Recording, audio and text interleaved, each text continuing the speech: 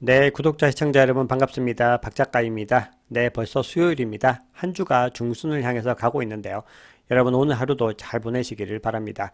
자, 지금 시장의 분위기가 심상치 않습니다. 지금 은행 위기가 다시 되살아난 것이 아닌가라는 두려움들이 시장을 엄습하고 있습니다. 자, 그런 가운데서 기관 투자자들의 피난처는 결국에는 비트코인이 될 수밖에 없는가. 자, 이런 내러티브들이 다시 고개를 들면서 비트코인이 반등하는 움직임을 보여줬습니다. 자, 향후에 비트코인이 그러면 어떤 움직임을 보이게 되고 비트코인의 가치는 어떻게 또 증명이 될지, 자, 그런 부분들에 대해서 오늘 함께 알아보도록 하겠습니다. 네, 저는 7권의 책을 쓴 박 작가입니다. 카카오톡에서 크립토 트렌드랩이라는 커뮤니티를 운영하고 있습니다. 현재 약 3,300여 분 정도가 함께 참여하고 계십니다. 혼자 투자하시기 어려우신 분들은 함께 하시면 도움을 받으실 수 있습니다. 자, 이 영상은요, 매수와 매도에 관한 추천을 담고 있지 않습니다. 투자의 모든 책임은 투자자 스스로에게 있습니다. 반드시 주의해야 되는 것은 유튜버들의 말을 절대로 맹신해서는 안 됩니다. 자, 오늘 내용이 괜찮으시면요, 구독, 좋아요, 알림 설정, 댓글 정중하게 부탁드리겠습니다. 네, 오늘 미국 3대 지수는 다 하락 마감을 했습니다. 가장 큰 폭으로 하락한 거는 나스닥입니다. 마이너스 거의 2% 가까이 하락을 했고요. 은행주들이 많은 다우 지수도 1% 이상 하락을 했습니다. 자, 이번 하락의 원인은요, 퍼스트 리퍼블릭 은행의 대규모 예금 인출, 그리고 거기에서 이제 은행권 위기가 다시 살아날 수 있다는 어떤 불안감들이었습니다. 그래서 투자에 대한 심리들을 전반적으로 많이 위축을 시켰는데요. 네, 개별 주식들을 봐도 굉장히 많이 빨간불이 거의 다 들어와 있어요. 자, 보시면 마이크로소프트나 구글 같은 경우는 실적 발표를 앞두고 있었는데 마이너스 2% 이상 하락을 했고요. 자, 어제 좀 분위기가 괜찮았던 아마존 같은 경우는 또 더 큰 폭으로 하락을 했습니다. 그리고 지금 보시면은 은행주도요, 전반적으로 다 좋지 못한 모습들을 보이고 있습니다. 자, 그런데 마이크로소프트와 알파벳 같은 경우는요, 이번에 실적이 엄청 좋았어요. 그래서 장 마감 후에 실적을 발표하고 나서는요, 굉장히 좀 급등하는 움직임을 보여줬습니다. 네, 촬영을 앞두고 있는 시점에서 한 4% 이상 상승을 했으니까요, 향후에 또 얼마나 더 상승했을지는 자, 오늘 장이 열릴 때 한번 지켜보도록 하겠습니다. 네, 그러면 퍼스트 리퍼블릭 사태가 어떤 상황인지를 조금 더 자세하게 보겠습니다. 자, 실리콘밸리 은행이 파산하고 나서요, 제2의 실리콘밸리 은행이 될 가능성이 높은 은행 1순위가 퍼스트 리퍼블릭 은행이었어요. 자, 그래서 이번에 이제 실적 발표를 했죠. 근데 1분기 예금이 작년 12월 말 대비 무려 40% 이상 줄었다는 게 이제 전해졌어요. 그래서 주가가 50% 가까이 급락을 했죠. 자, 그런데 이 기간에 순자금 유출액은 더 심각했습니다. 1,000억 달러, 한화로 약 134조 원에 달했다는 거예요. 자, 근데 이게 여기서 그치면은 뭐 큰 문제가 아닐 수 있겠죠. 이 정도 금액은 어떻게든 미국 대규모 경제를 통해서 어떻게 막을 수가 있는데 이게 은행주 전반으로 또 확산이 됐다는 겁니다. 그래서 웨스트 얼라이언스 은행도 5.6%, 뭐 팩웨스트 은행도 거의 9% 가까이 급락을 했습니다. 실리콘밸리 은행이 이제 파산을 했을 때 사실은 대형 은행주들은 큰 타격을 받지 않았고 오히려 이득을 본 은행들도 있었거든요. 그런데 미국 4대 은행도 다 하락을 했습니다. 보시면 다 2%에서 3% 정도 이제 하락으로 마감을 했습니다. 네, 미국 경제 위험 요인은 이 은행 위기뿐만이 아닙니다. 지금 미국 행정부랑 이 의회가 부채 한도 관련해서 협상을 벌이고 있죠.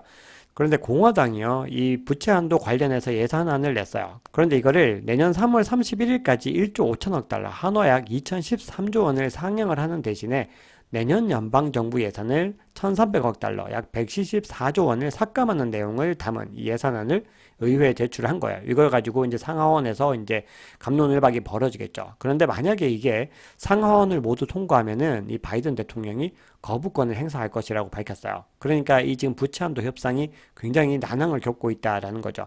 네, 만약에 현재 부채 한도가 상향되지 않으면요, 미국이 이르면 7월에 이제 디폴트에 빠질 수가 있다라고 지금 경고가 나오고 있는 상태예요.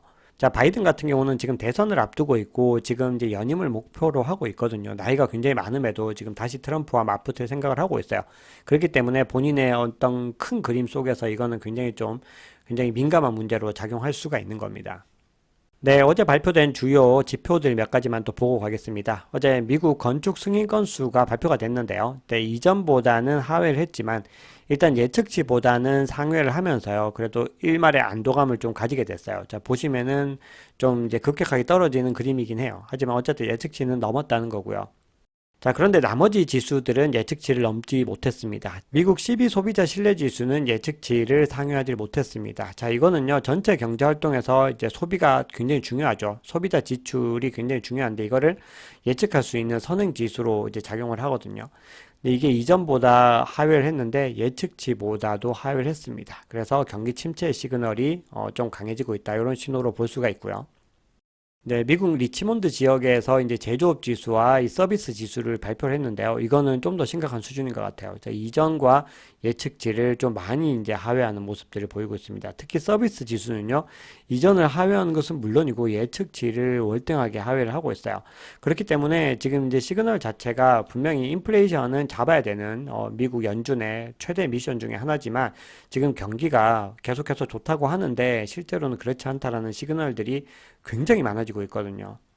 네, 거기다가 은행 위기까지 겹치는 그 우려감들 때문에 2년물 국채 금리가 지금 또 최저 수준으로 지금 또 하락을 하고 있습니다. 이 얘기는 국채 가격이 2년물이 상승을 했다는 거고요. 많은 사람들이 지금 시장의 상황들이 경기의 상황이 좋지 않다고 보기 때문에 안전자산 선호로 지금 또 선회를 하고 있다. 이렇게 볼 수가 있습니다.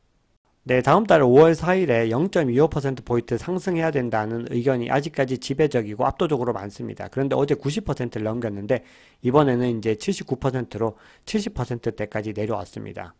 네, 이번 주에 있을 GDP와 그리고 PC 지표까지 이제 반영이 되면요. 전체적으로 이제 금리 수준이 결정이 될 텐데 지금 은행 위기라는 변수가 또 새롭게 끼어든 상황이기 때문에 지금 예의주시해서 상황을 봐야 됩니다. 네, 그리고 남은 빅테크 기업들의 실적 발표도 계속해서 지켜봐야 되는 부분이죠. 네, 그럼 비트코인 이야기를 해보겠습니다. 네, 비트코인이요. 다시 28K를 돌파하면서 지금 촬영하는 시점 기준으로도 지금 상승하는 움직임을 보이고 있습니다.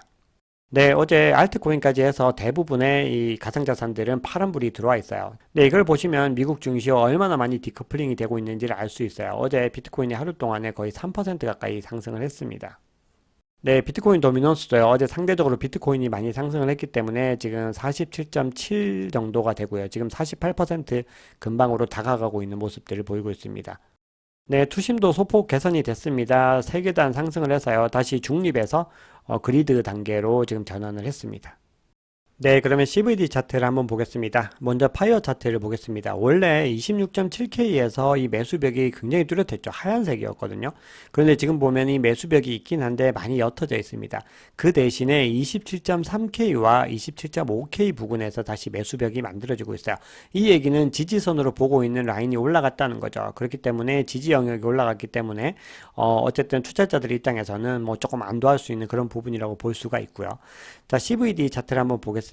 자, 지금 보시면은 가장 큰 고래가 지금까지 상승장을 많이 이끌어왔는데 지금 거의 다 매도를 해가지고요. 네, 이 지점에서 이제 어느 정도 분할 매수를 했는데 유지를 하다가 거의 다 털어냈어요. 자, 이제 바닥을 쳤죠. 자, 그리고 나서 계속해서 그냥 있다가 지금 새롭게 지금 다시 시장에 진입을 해서 부분 매수를 하는 모습을 보여주고 있습니다. 그래서 여기서 지금 홀딩을 하고 있는 모습을 보여주고 있습니다. 자, 두 번째 고래인 보라색 고래 움직임이 좀 인상적인데요. 이제 보시면 비슷하게 다 매도를 했는데 여기서 상당히 많은 물량들을 지금 매입을 하는 그런 모습을 보여주고 있습니다.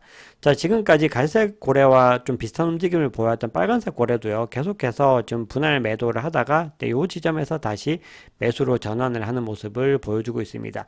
자, 가장 인상적인 움직임을 보인 건 이 초록색 고래인데요. 지금 보시면은 대부분 매도 물량을 내놓을 때 지금 여기 다 매수를 하는 그런 모습들을 보여줬습니다. 네, 가장 작은 고래인 이 주황색 고래 같은 경우는 계속해서 지금 매도하는 움직임을 보이고 있습니다. 늘 강조드리지만 이 고래들도 서로 매수매도의 공방들 그리고 눈치 싸움을 벌이고 있는 상황이고요. 어쨌든 이 상황들은 계속해서 지켜보면서 가격의 흐름과 한번 대비를 해보는 것이 좋습니다. 네, 그러면 비트코인의 굉장히 좋은 소식들부터 전해드리겠습니다. 네, 전통 금융권이죠. 스탠다드 차타드. 한국에도 이제 지점들이 많이 있죠. 자, 이 스탠다드 차타드의 제프 캔드릭이라고 하는 애널리스트가 이렇게 얘기합니다. 크립토 인턴은 끝났다. 우리는 2024년 말까지 비트코인이 10만 달러, 한화로는 1억이 훌쩍 넘습니다. 이 수준에 도달할 가능성이 있다고 보고 있다. 네, 전통 금융권에서 이런 발언을 한다는 건 쉽지 않은 일인데요. 어쨌든 굉장히 이 비트코인의 우호적인 뉴스라고 볼 수가 있습니다. 네, 굉장히 유명한 또 암호화폐 분석가예요. 크립토콘이 흥미로운 포스팅을 하나를 했는데요. 자, 이분은 지금 앞서 두 번의 반감기, 2017년도와 2020년의 대세장을 좀 비교를 하면서요, 그 저항과 지지 영역들을 한번 구분을 해봤습니다. 그리고 이 영역들을 얼마나 터치하면서 어떻게 상승하는지를 한번 확인을 했다는 거예요. 자, 그래서 봤더니 지금 현재 부딪히고 있는 이 저항 영역을 갖다가 지금까지 5번 이상 지금 겪었다라는 거예요. 2번 사이클이 도는 동안에. 자, 그래서 지금 그런 결과를 통해서 지금 최고점에 닿았던 이 지점들을 갖다가 한번 계산을 해서 향후 2024년에 어느 정도까지 상승할 수 있는지를 계산을 했더니 역시나 10만 달러가 넘는다라는 겁니다. 앞서 스탠더드 차트의 의견과 굉장히 유사하죠. 그래서 이게 뭐 동일하게 된다라는 거는 늘 강조드리지만 절대로 아닙니다. 그런데 현재 지금까지 어떤 패턴들 상에서 유사한 흐름을 대비를 했을 때는 이 정도까지도 상승할 가능성이 있다. 뭐 이렇게 보시는 게 정확할 것 같아요. 네, 미국 펜실베니아 원자력 발전소에서요, 채굴 업체인 테라우프의 비트코인 채굴을 지원하기로 했다라는 뉴스가 전해졌습니다. 자, 미국의 행정부의 어떤 강압적인 움직임과는 다른 움직임들이 곳곳에서 일어나고 있는 걸 볼 수가 있죠. 네, 영국이 최근에 들어서 굉장히 암호화폐 기업들과 은행의 연결고리를 끊어놓으려고 하고, 원래 영국이 런던이 크립토 허브라고 불렸는데 좀 미국과 비슷한 움직임을 좀 보여왔던 부분들이 있었어요. 그런데 영국 금융감독청의 최고위급 임원이요, 규제의 구축을 위해서 우리는 암호화폐 기업과 협력하길 원한다, 이렇게 주장을 하고 있습니다. 그런데 여기서 굉장히 좀 핵심적인 얘기가 있어요. 이렇게 얘기를 합니다. 암호화폐가 주류로 이동을 하고 있다. 자, 이게 중요합니다. 그리고 그러다 보니까 시장, 소비자, 기업을 위한 규정을 만들기 위해서 다 함께 노력해야 된다. 이렇게 주장을 하고 있습니다. 굉장히 올바른 현실 인식이다. 이렇게 볼 수가 있습니다. 네, 미 하원의 금융서비스 위원장이에요. 이분이 최근에 이 게리 겐슬러 청문회 때도 게리 겐슬러를 굉장히 따끔하게 야단을 쳤던 그 패트릭 맥켄리라고 하는 분인데요. 자, 이분이 이렇게 주장합니다. 유럽이 미카 법안으로 웹3를 주도하게 됐고 미국은 한참 뒤처지게 되었다. 이렇게 주장을 하고 있습니다. 이분 의견은 조금 중요한 것 같아서요. 제가 조금 더 자세하게 읽어보겠습니다. 자, 현재 유럽이요, 미국보다 웹3 분야에서 더 앞서고 있다는 거예요. 그러면서 일반적으로 경제 성장은 혁신적인 기술에서 나온다는 거죠. 그런데 핵심 기술인 이 웹3에서 유럽이 치고 나가고 있기 때문에 미국이 이제 긴장을 해야 된다는 거예요. 그러면서 유럽이 미국보다 더 선진적인 암호화폐 법률을 가지고 있고 미국은 이보다 한참이나 뒤처져 있다. 이렇게 얘기를 합니다. 자, 그러면서 미국은 유럽의 뒤를 쫓는 게 아니라 이 분야에서 세계 리더가 되어야 한다고 생각한다. 자, 굉장히 이분이 이 암호화폐 시장, 이 암호화폐 산업에 대해서 어떤 인식을 가지고 있는지 명확하게 볼 수 있는 이야기입니다. 네, 여기에 대해서 갤럭시 디지털의 창업자이죠. 노보그라츠가 또 핵심적인 이야기를 해줍니다. FTX 사태가 끝나고 나서요, 이 민주당이 암호화폐 관련 정책에서 퇴장을 한 겁니다. 그러고 나서 소수가 공백을 메웠는데 그게 누구냐면은 지금 현재 암호화폐를 매우 싫어하는 소수의 인사들이라는 거예요. 대표적으로 게리 겐슬러, 엘리자베스 워런, 셰러드 브라운 이런 사람들이라는 거예요. 자, 뉴스에서 많이 들어보셨던 이름일 거예요. 자, 그런데 이 얘기는요, 돌려서 얘기하면 이렇게 해석할 수 있습니다. 지금 암호화폐 산업을 탄압하려고 하는 세력은요, 미국 내에서도 소수라는 거예요, 의외로. 지금 민주당과 공화당의 포지션이 완전히 다르게 보이는 게 지금 민주당과 공화당의 포지션이 뭔가 달라 보이는데 공화당은 전반적인 기조에서 지금 암호화폐 시장을 육성하려는 듯한 움직임을 보이고 있고 민주당은 소수의 의원들이 장악을 해서 지금 계속해서 반대를 한다. 지금 노보그라츠는 이런 주장을 하고 있습니다. 이런 부분들은요, 결국은 대선에서 어떤 또 결과를 가져오게 될지 모르고 향후에 어떤 행정부의 어떤 방향성에서도 큰 문제가 생길 수 있다. 자, 이런 의미로 저는 해석을 했습니다. 조금 확대 해석일 수도 있습니다. 네, 기업들도 계속해서 이 웹3를 받아들이고 있습니다. 자, 구글 클라우드가요, 스타트업 프로그램을 지금 진행을 하고 있는데 웹3 기업까지 이걸 확대하겠다라고 밝혔습니다. 현재 구글 클라우드 측에서는요, 앱토스, 셀로, 플로우, 니어, 솔라나 같은 이런 프로토콜들과 파트너십을 맺고 있습니다. 네, 이런 분위기에서 아크인베스트의 돈나무 원님께서는 860만 달러의 코인베이스 주식을 추가로 매수를 했습니다. 정말 말과 행동이 일치하는 투자자라고 생각을 합니다. 네, 지금 아르헨티나가 외환 보유고가 지금 바닥이 났죠. 그래서 지금 IMF에서는 추가로 지원을 해줄 테니까 반암호화폐 정책을 펴라 이렇게 명령을 했는데 지금 아르헨티나에서 비트코인은 불티나게 팔리고 있고 프리미엄이 무려 35K입니다. 현재 가격이 28K 부근인데 35K니까 엄청난 프리미엄이죠. 그래서 지금 사상 최고로 비싼 가격에 지금 아르헨티나에서 비트코인이 팔리고 있다 이렇게 보시면 됩니다. 네, 이 얘기는 국가의 어떤 재정적인 위기가 닥쳤을 때 가장 많은 투자자들이 선호할 수밖에 없는 자산이 결국은 비트코인이라는 것을 또 실질적으로 증명을 하고 있는 거죠. 이더리움 기반의 타일중앙화 거래소의 1일 이용자 수가 7.2만을 기록했는데 이게 2021년 말 이후로 가장 많은 숫자라고 합니다. 그만큼 지금 웹3 서비스들의 이용자가 계속해서 늘고 있는 또 좋은 시그널로도 볼 수 있습니다. 네, 중국이 계속해서 가상자산 시장에 문을 열어주는 그런 분위기를 연출하고 있습니다. 이번에는 중국의 메이저 온라인 증권사예요. 타이거 증권이요. 홍콩 가상자산 거래 플랫폼의 라이선스를 취득할 예정이라고 밝혔습니다. 그래서 올해 6월부터 관련 서비스를 출시할 것이다 라고 이야기를 했습니다. 네, 이런 상황에서요, 지금 블룸버그가 계속해서 바이낸스 관련 기사들을 내고 있어요. 네, 바이낸스 US가 중국의 직원 100여 명을 지금 운영을 하고 있다라는 기사를 내고 있고요. 규제 당국이 조사에 나설 수도 있다라고 이야기를 하고 있습니다. 창펑자오 같은 경우는 대부분이 중국을 떠났고 현재는 소수만 남아있다라고 계속해서 주장을 하고 있는데, 블룸버그가 지금 연달아서 공격을 하는 걸 보면은 이게 지금 절대 틀린 얘기는 아닐 것 같다는 좀 더 냉정한 관점에서는 생각이 많이 듭니다. 자, 그리고 이런 여러 가지 이유로 지금 CFTC와 바이낸스가 현재 소송 관련해서 지금 대화를 나누고 있는데요. 아직까지 합의라든지 뭐 정해진 내용은 없지만 활발하게 대화를 이어가고 있다라고 하고 있습니다. 네, 그러면 비트코인 가격에 대한 트레이더들의 관점 한 두 가지 정도만 소개해 드리겠습니다. 지금 케빈 스벤슨이라고, 이분도 되게 유명하고 외신에서 많이 회자되는 분인데요. 이분이 경고를 합니다. 지금 펌핑이 이제 우리가 생각하는 것보다 훨씬 더 가까워졌다라고 얘기를 하고 있어요. 자, 그러면서 이분이 이제 가지고 온 건 뭐냐면 이 RSI와 이제 MACD의 어떤 흐름들을 보고 있는데요. 지금 상승장의 움직임들로 상승장, 세 번의 상승장을 지금 이번까지 해서 기점으로 삼아서 이제 데이터를 분석을 하고 있습니다. RSI의 움직임들, 지금 상승하는 흐름들, 움직임들과 그리고 MACD가 지금 전환되는 이 포인트들을 이야기를 하면서 네, 요 부분에 이제 닿았을 때 지금 이게 계속해서 줄어들고 있다는 거예요. 그래서 여기서 이제 반등을 하게 되면은 조만간에 한번 크게 펌핑을 할 수도 있다. 뭐 이렇게 주장을 하고 있습니다. 네, 그리고 머스타치라고 하는 분인데 이분은 또 재밌는 얘기를 하고 있는데요. 이분이 2022년에 포스팅을 했던 내용이에요. 자, 그러면서 지금 MACD가 지금 2주 2weeks MACD가 지금 크로스가 되고 있는 지점들을 언급을 하면서 여기가 비트코인의 바닥이야라고 얘기를 합니다. 2022년 말에요. 그런데 실제로 그렇게 이루어지게 된 거죠. 그러면서 본인이 이렇게 얘기합니다. 본인이 2022년 12월에 했던 얘기 너네 기억하지? 봤지? 뭐 이렇게 얘기를 하는 겁니다.